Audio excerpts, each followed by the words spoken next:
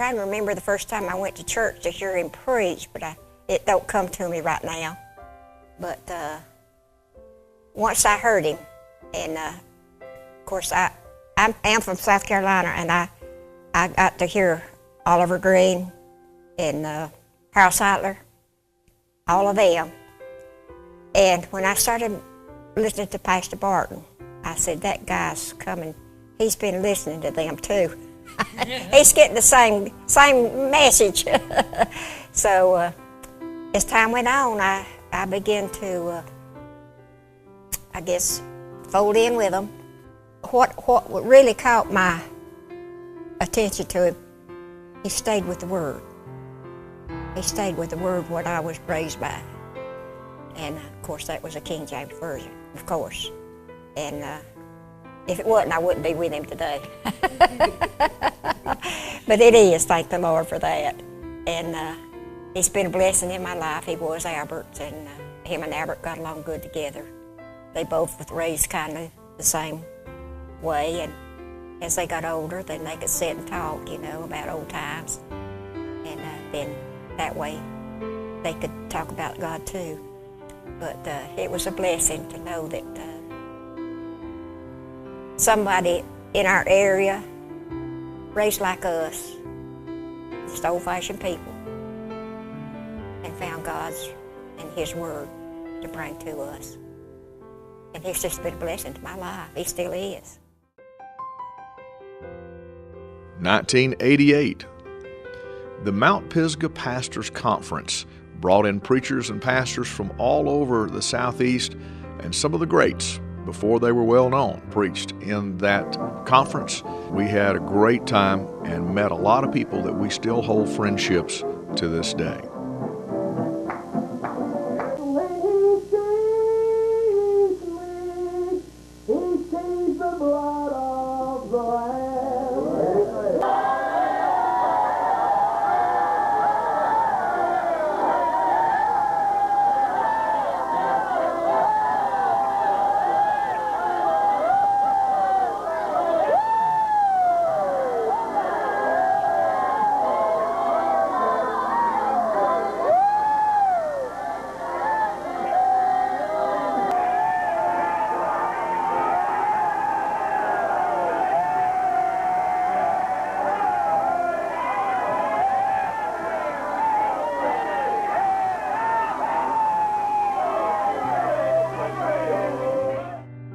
We were at the old church, and we were in a service, and preachers, after we had, the radio station was growing and we had those ministries going, he said, y'all pray, I need somebody full time. And I knew it was me. I knew it was me when I was sitting there. He said, I need somebody full time. And I was so scared to leave that job with the security and the benefits, And my husband had just stepped out on his own. No security and no benefits. I was so scared to take that leap. But I knew in my heart it was me. And I finally told him, preacher, that I knew it was me, and I think he knew it was me too. But then he tried to kind of talk me out of it. It's like, if I can talk her out of it, then maybe it's not God's will. But I remember when I was coming from the county's offices and I was going across Jeter Mountain coming home, and God was dealing with me. And I turned on that radio station, our radio station, and they played that song, I'd rather have Jesus than silver or gold. And I thought, you idiot.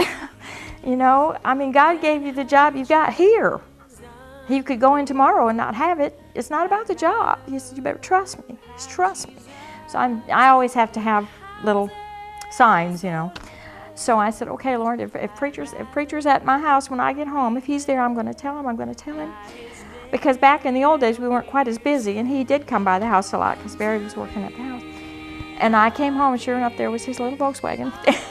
and I told him, and that stuck in my craw. When I hear that song, I'd rather have Jesus than silver or gold. But that was it for me. And we never had a hospital bill we couldn't pay.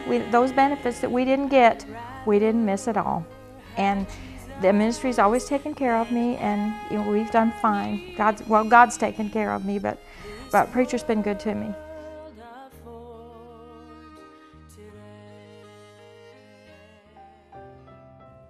1989 was a year that we spent seeking to raise the power on WGCR radio.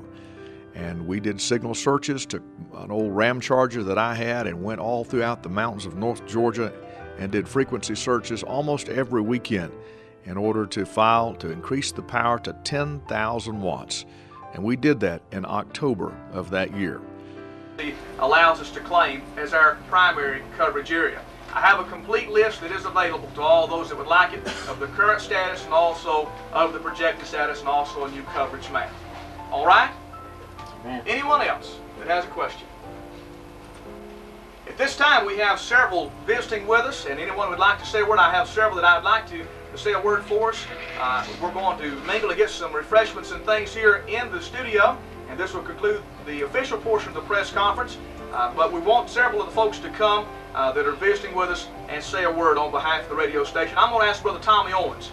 He is well known in Transylvania County. I'm going to ask him to come and just to say a couple of words, and then we'll have other speakers here on this special time. Normally swap shop.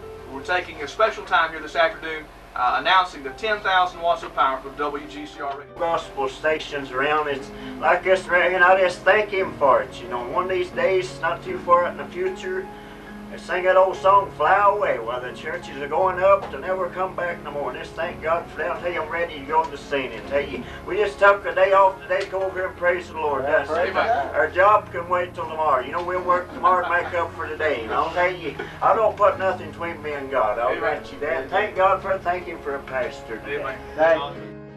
September the 21st of 1989, the Hurricane Hugo hit.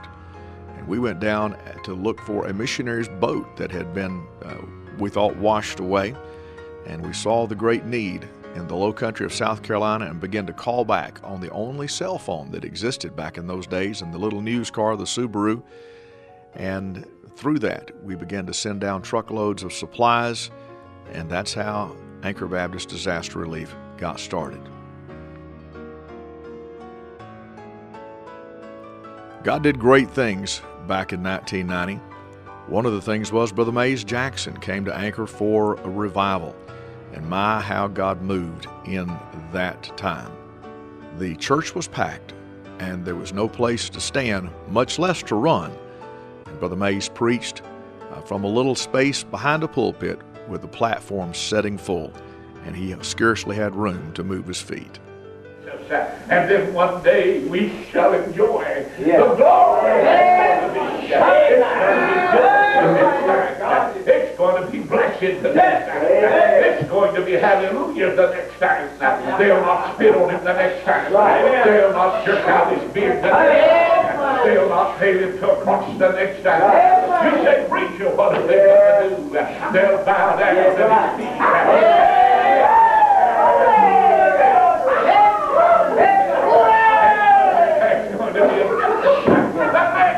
That he comes. Now we're ready to get into the message. He says, where is he that is born King of the Jews? And three keys to this story this morning. I want to give them to you. First of all, he is the rejected king. We came here in 1990. April, Easter Sunday night. It was the first time we had come here. We probably came from a church split and came out of a real bad situation and needed some loving. Yeah. And we came here and got some loving. They were having a food distribution at the old radio station out in the parking lot, in the rain, in the mess. And then shortly after that, we moved the food ministry to Fred's old store in Little River. And I've been there ever since. And nobody's really sure the date, somewhere in the neighborhood of 23, 4, 5 years ago. I've been doing it ever since, loving on my little old ladies. A lot of them are very lonely because, they don't have a lot in their life, and most of them just want somebody to love on them. And I do, I love them. They're sweet, they're precious, and we're able to help them and give them things that they, can't afford. And so we're able to help them out like that, and it's a blessing to be able to do that. December the 9th, 1990 is the year I was saved, and my family, of course, has been a part of the church since the church started. I was 23 years old, a month away from my 23rd birthday.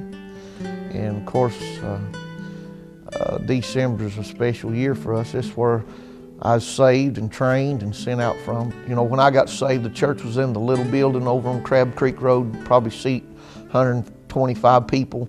Now you see 10 acres of property with a building, an acre under roof, and all the things that God's done over the years. December the 9th, of course, my husband got saved, and then December the 23rd, 2 weeks later, at an old-fashioned Christmas play, the Lord of Glory sat down in my heart, and I knew that something was not right in my life, and something needed to change. And I went with Miss Barton back to the little food bank room on the back of the church, and right there I knelt and gave my heart to the Lord and asked Him to forgive me. And from that time on, our lives have been changed and been very different.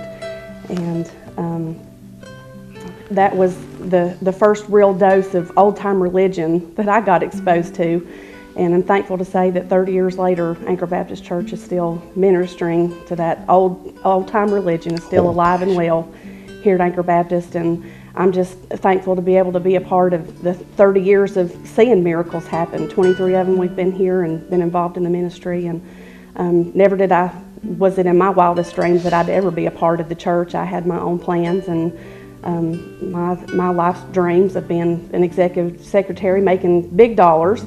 But the Lord's blessed us, and I've learned one thing, that money's not everything. Yeah. And the blessings of the Lord don't come in just monetary.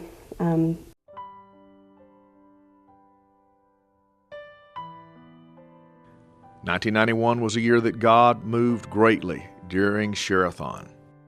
Another Share-a-thon that stands out to me is 1991. We were at Patton Mountain, and it's been a good week. It was we had a lot of the preachers from around here. Well, the week was over, and on that Monday, Stanley Adcock, he was still working at Augusta. He came in to check just to see how the numbers were and how everything was.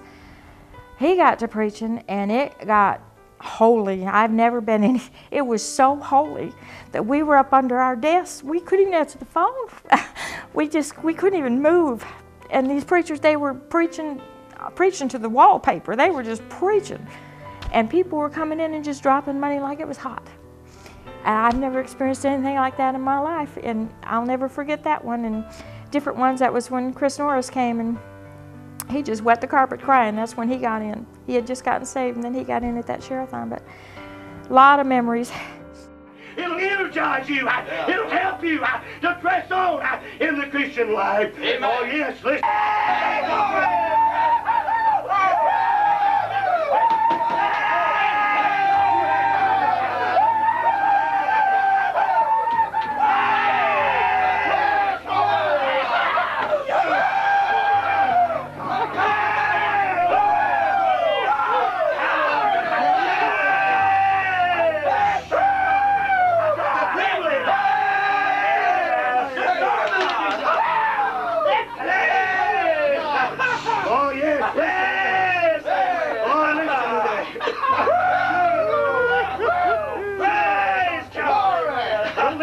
It's an opportunity to live for God, to serve God. In 1999, I got a call from a missionary who was from the Middle East asking me to use our press credentials to allow passage into the country of Kuwait to look for his nephew who had been a missionary there when Iraq invaded. Through a series of unbelievable events, this country boy ended up in Egypt, Kuwait, and traipsed through the desert chasing the North Carolina National Guard. Never got up with them, but we did see some things that we'll never forget, and God used it. And unfortunately, the young man was killed, and we never found the body. But today there are churches that are planted and are alive and well in the country of Kuwait that stemmed from that trek into that war-torn area.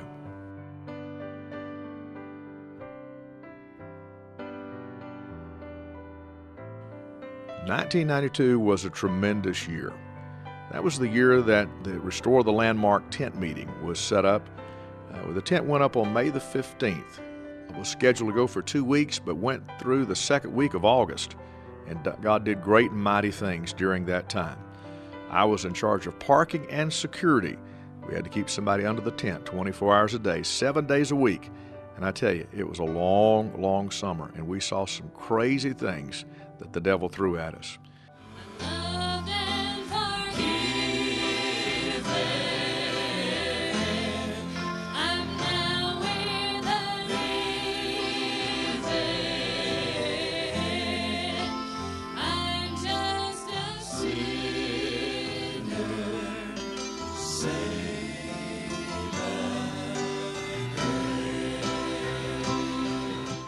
It was through that the homosexuals marched in Asheville, and so we followed with a Family Values March on June the 20th. And about 20,000 people marched in downtown Asheville to stand for family values. And God used the tent meeting and the radio station to bring that to pass. God put me and Preacher Barton together at the Fletcher tent meeting in 1992. And he allowed me to come here, and I attended the old church. And I was here when we bought this property and started help renovating. Of course, it was way beyond my vision what we would ever be able to do with this property when it was purchased. But God's just, it's all Him. It was on July the 5th that we were approached that then WTOO AM 1380 was going to go rock and roll. And we were asked to get involved to save it. And so we began raising funds, and we closed on the all-new WKJV AM 1380 on the 15th of October of that year. And that station, although we no longer own it, continues to be gospel to this day. Also in 1992, it was August of that year that Hurricane Andrew destroyed Homestead, Florida, and we began to gear up and to send relief and supplies, and many of our men served there in South Florida during Hurricane Andrew.